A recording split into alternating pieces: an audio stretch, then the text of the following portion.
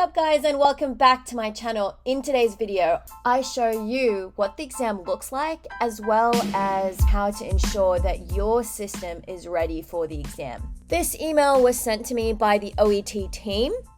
This is where you can click on the system requirements and also when you click on the actual exam once you're ready for it. So we're going to click check now.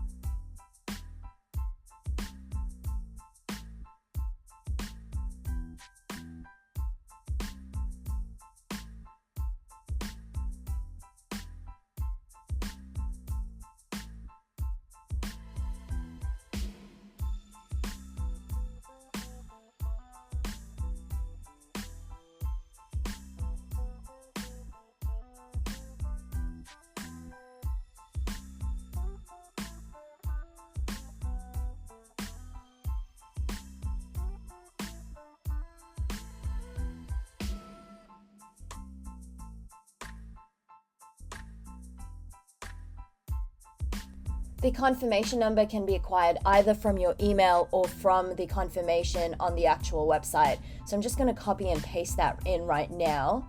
And then you just use your last name.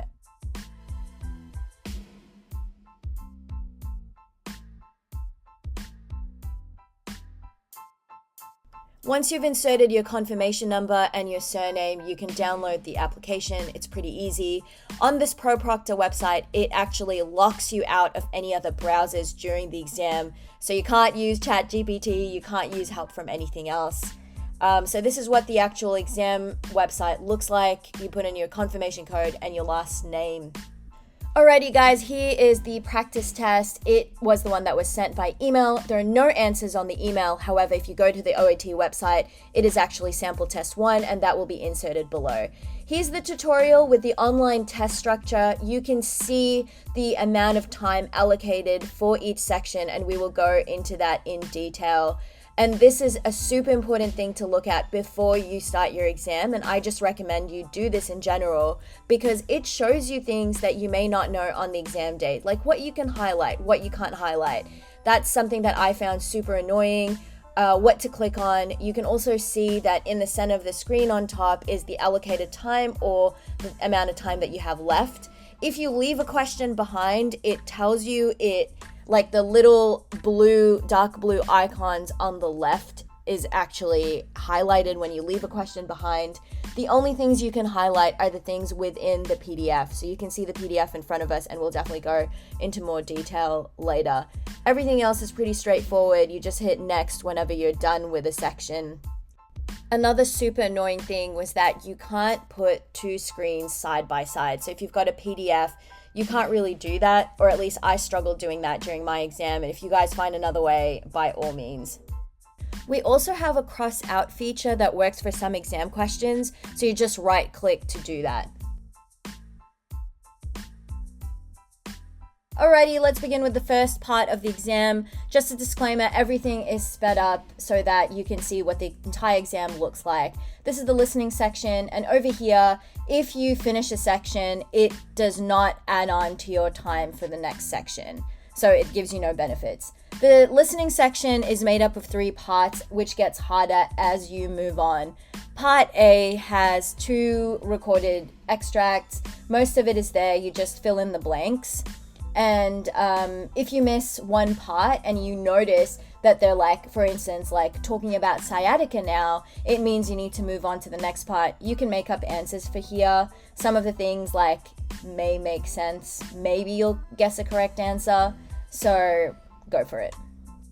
The total allotted time for the listening section is 45 minutes with part A having 2 extracts, 5 minutes each. I may have forgotten to video extract 2.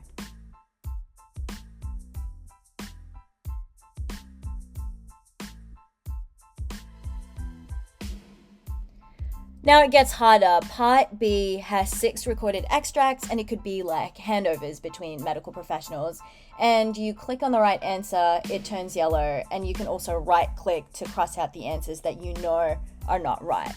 Each little extract corresponds to one of these questions.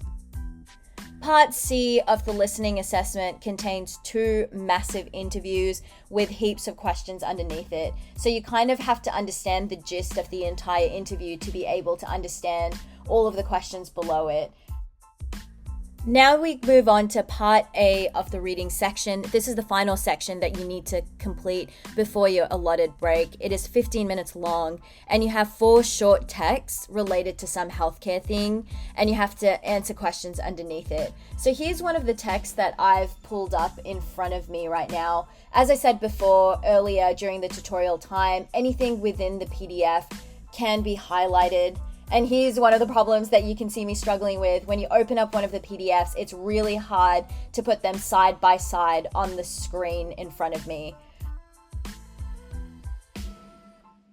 Once you have completed part A, your allotted break time begins. You cannot choose when to have your breaks, unfortunately. And also, if you don't feel tired, you can bypass the break altogether, which is what I did on my exam day. So we're just going to fast forward through that to see what it looks like. Coming up are 2 different reading sections, parts B and C. You've got 45 minutes for these 2 sections. So once you've hit the break, for the most part for reading, you can go back and change your answers as long as you've got some time remaining. However, you cannot go back to part A as it was before your break. And in front of us here, you can see this is section B. We're talking about a digital automatic blood pressure monitor, and there are some multiple choice questions below.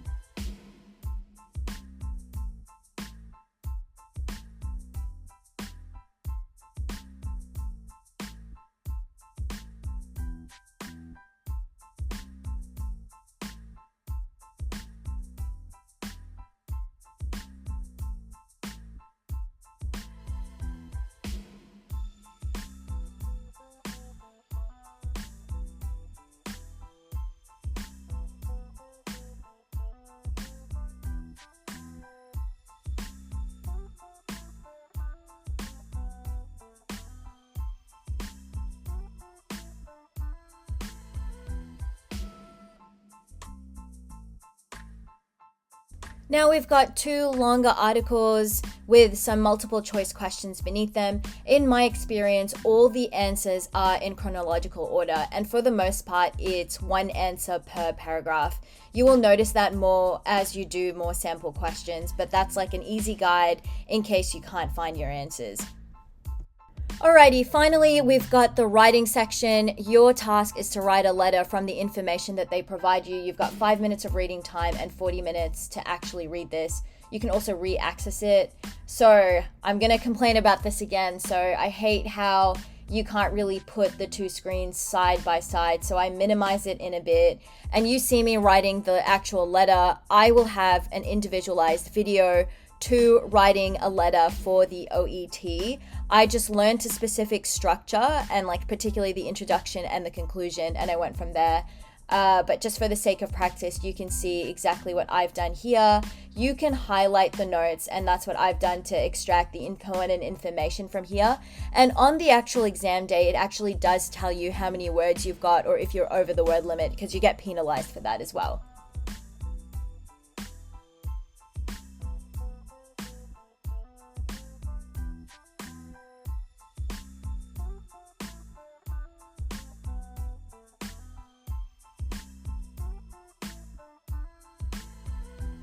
Alrighty, there we go. Here you can see the word limit. It's 241 words. So I needed to shorten this a little bit, and we can do that at a separate time. And you just hit finish test, and that's it. You're done. Alrighty, I hope this video helped you out. I am going to release a few other videos of breakdown of the different sections and some little tips and tricks that helped me during the exam. Stay tuned.